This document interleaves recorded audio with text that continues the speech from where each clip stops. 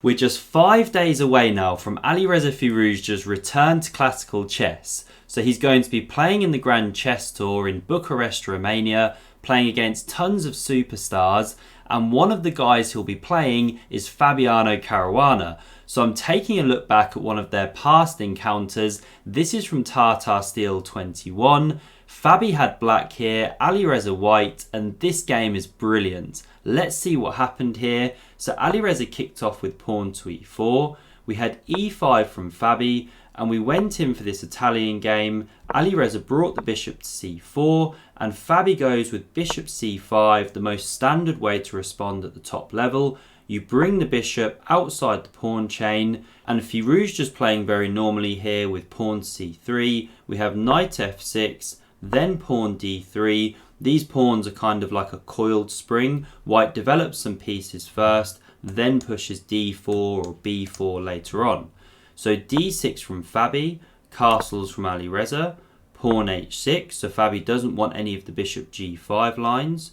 Rook to e1 here, castles from Fabi, and now the knight came to d2. Sometimes white's going pawn h3 there, and a5 is now a very standard way for black to respond, but black instead here goes bishop to b6, just nudging that one back first, and there's so much subtlety and move order variations going on in these lines. That's why the Super GMs love this cat and mouse stuff. So pawn a4 now from Alireza. Now Fabi goes pawn to a5, and here Alireza should probably play pawn to h3, just stop the knight coming to g4, a standard looking move. He plays bishop to b5, also a very standard idea in some lines, but now Fabi just builds up a bit of an initiative. So he goes knight g4 here, targeting the f2 pawn, rook e2 from Alireza, and now this knight comes back to e7, swinging round into g6 and then f4 maybe later on, a standard remaneuver, and this bishop starts to look a little clumsy, possibly running into c6 then d5 soon. So pawn d4 now from Alireza. Again h3 was best there, just kicking the knight back, but he already starts expanding in the centre, and now knight g6 from Fabi, and now you really need to be kicking this knight with h3, because after it drops back to f6, you can go rook e1, and if Fabi went d5 like we saw in the game, captures on d5, takes on d4, knight takes on d5, well, the difference here is the knight hasn't gone to f1, it can now come to f3, it looks better from that square, looks at e5, also adds some protection to the king.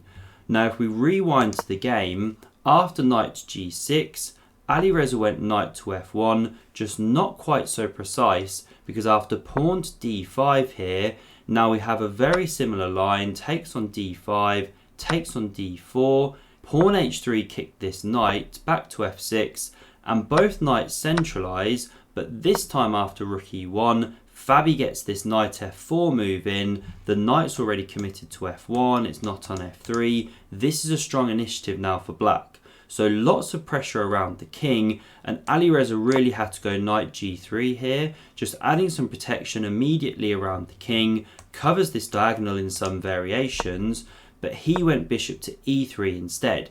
And Fabi now invested about 40 minutes on a think. His spidey sense was tingling, he could sense there were tactics in the air, and what he was looking at was actually taking on g2 here.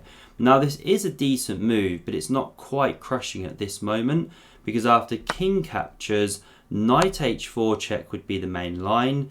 Now the king would come to h1 here, not h2, because actually you want to sit the knight there in a lot of variations to defend the king. Then you can check from d5, pawn f3 blocks, the bishop can take here, but then there's this knight h2 move. Now black still has pressure, you can bring the rooks into the game, this kind of thing, but Fabi couldn't fully see the way through, and he was correct, this was only maybe drawing, or you could even end up worse, he couldn't quite see it, so he didn't take on g2, invested a long time but didn't go for it, instead he played pawn c6, so he just kicked this bishop back, it dropped into c4 here, a very logical looking square, looking at the king, and now Fabi was just set on recycling this bishop to c7, playing in a different manner. But actually, suddenly, the knight takes on g2 stuff is working for the key reason that this bishop is now an undefended piece. Now we'll see the significance of that in a moment, because after king captures, this time you go queen to h4. Now in this variation, you can't go queen to f3. In the other lines we were looking at, you could go queen to f3, because after knight e5, the queen could come to g3 here. That bishop was still on b5, it was defended, it wasn't attacked by the knight. So now the queens could trade off, and you're not losing your bishop at the end of it. But here you can't go queen f3, g3 because of this knight e5 move. So if white can't go queen to f3 here, then they're in trouble. They have to go, say, king to g1 here, and then there's this resource, pawn to c5. You kick the knight out of the way, then the queen's picking up the bishop. So this was Fabi's moment to strike. Knight takes on g2 once the bishop had gone to c4, but at this point he'd just fully overlooked the idea. He was down on time, so he just went bishop to c7 here. So Alireza now goes knight to g3. This knight came back to d5, opens up the bishop's diagonal. We had bishop to d2, getting out of the attack of the knight. Queen d6 created the battery, looking down here. But bishop b3 from Alireza, he just nudges that one back. These ones aren't breaking through just at this moment. So Fabi goes bishop to d7, developing, connecting his rooks. And now knight f3 from Alireza. He looks at this e5 square, covers it from the black pieces, also opens the d file, because we'll see in a moment that after rook to e8 here, he goes queen c2. This knight came to f4 now, and then he brought a rook to this d file, staring down at the queen, and that's why Fabi exchanged here, took a pair off, the rook recaptured, but we can see Fabi's got pressure here. And queen f6 really hits this home. Already there's now a threat to take on h3, then win the undefended knight on f3 once the pawn recaptures. So knight d4 played, the rook came to the open d file here, and now Alireza nudges his rook up to e4, pressures the knight here, just bringing a piece into that danger zone, starting to set up some tactical ideas of his own. Now Fabi goes queen g6, looks really nice, x-rays the king. There could be ideas in the air of sacking on h3 with knight or with bishop, but now Alireza comes up with a thunderbolt of a move. They're both very low on time right now as well. They've been working their way through tactics, and here Alireza plays the really interesting move. Bishop takes on d5, the knight recaptured, and then he plants a knight on f5. And this is really tricky stuff, classic Alireza, because if you capture this knight, the knight recaptures, looks like you're winning a piece with queen takes, but then you're running into this discovered check. The rook would have to recapture, you win the queen, white's doing better here. So Fabi can't actually take that knight on f5, so instead he goes queen to f6, because this is the other idea in the air. There's a rook coming to g4, that's where it now lands, it's looking at g7, and again it's very, very tricky for black. Fabi goes wrong here. Now the best move is very computery, you need time to calculate this, is just going king to h8. You actually give this pawn. Now you can't take with the knight or you lose your rook on g4 from the bishop, but you can take with the rook here. However, this wouldn't be good because then there's pawn to c5. You kick this one, once that moves you can take this one. If this one ever moved then the rook dropped, but the thing is you have to be able to work out the rook h7 check stuff. If the king captures, what's going on after this, discovered checks. Now turns out that black's actually fine and winning this position, but very difficult to calculate in the time pressure.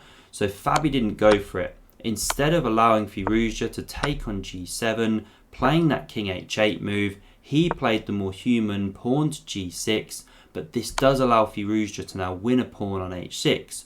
So he chops that one off, the king came to f8, he comes to e4 here, and he's now cleared this square for the knight, so that after knight to f4 from Fabi, Alireza goes knight to g4, and this queen's actually running out of squares. It has to defend the knight, so does the bishop, otherwise the knight drops off. So this bishop had to give itself up, the pawn recaptured, so now Fabi doesn't have his bishop pair, he's just worse here, a pawn down. So king g7 played, and now the bishop took on f4, very simple stuff. Bishop recaptured, and here in the time pressure, Alireza missed an excellent move to keep good pressure in the position. He could have played queen to e2, and this really highlights some of the black struggles. So you've taken the e-file, you're about to push pawn g3, king g2, maybe hop the knight back to f3, push g5, really pleasant edge for white. But Alireza played in absolutely his style. He went for something very tactical with knight f5 check. Now you're giving a piece like this, of course, the pawn captured, but then the rook took on f4. This is the point. You cut the connection between queen and bishop. Now this pawn is pinned, so you can't carry on capturing. Queen g5 was played. Alireza now took on f5 with the rook. The queen took here, and now the rook came back to f3, cutting the queen's influence to this d1 square, and that's why after queen to h5 you can't move this rook now, or the rook is slamming down on d1 for black. So it's actually quite tricky for Alireza to proceed here. You know, you'd like to play say g3, king g2, but then you lose your rook. Do you go rook d3, go in for this queen endgame? Well, it's not so obvious if that's winning. Will black get a perpetual? So what Alireza decided to do was leave the heavy pieces where they were. He played c4, takes this d5 square away, but then he gives the d4 square. So Fabi jumped in there, queen c3 played, pinning it to the king, but queen e5 cuts the pin, saves it just in time. Rook d3 increases pressure, but pawn c5 holds that rook. And you don't want to be capturing, then the pawn recaptures. That's a dangerous passer, not what white wants. So Alireza went rook g3 check. The king gave ground, and now he saw a line where he could win a second pawn, surely winning in this endgame. He took on a5. He's 2 pawns up now. Yes, Fabi gets a check, but the king came to h2, queen h5 check, the rook blocked, queen e5 check, and pawn g3. So looks rock solid for white, but black's found an exceptional move now, queen to f5, pressuring this f2 pawn, and if you try and defend it with the king, well, the problem now is queen to e4, and you're actually getting mated here, because if you go pawn f3, we mate like this. If you move the king away, we mate in the corner here.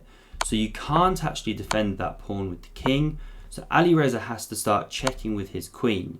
The king moved away, he picked up on b7 with check, but now rook d7 was an excellent move from Fabi. And where's this queen actually going? It has to stay on this diagonal because the queen's about to take here with check. And Alireza actually moves it to the most sneaky square now. He comes all the way back to h1, looks bizarre, but he's setting a trap. So if black goes rook to d2, threatening to now take with the rook, well then you've got queen e1 check. You pick up a whole rook, white's completely winning. So we didn't have rook d2, instead the queen took. But now you can go queen g2. You block the check, at least you're not getting mated with the other pieces slamming down. But now the problem is that after the rook hits the 7th, yes, the queen's got exchanged, the rook recaptured, but this endgame is very drawish. The king came to g1, the rook picked up here, and now Alireza picks up on c5, but Fabi's coming behind the pawns, his king's getting active. So we had this mass liquidation on the queen side, now king g2 from Alireza, but king d6 hit his rook, rook to d5 check, king e6, and now when the rook came back to d4 here, king e5 really highlights how powerfully placed the black pieces are. The king is very active, the rook is superbly placed. After it came to f4, pawn f5 sealed that one in, and there's nothing Alireza can do here. So he went king to h3, pseudo threatening to march around here, but rook a3 showed how paralysed white is. If you try and push the pawn, we play rook c3. If you try and march the king, well, you can never go too far, you lose the pawn. This is simply a draw. So a superb fighting game from both of these players. If you want to see another amazing Alireza game, click here. Thanks for watching, see you soon.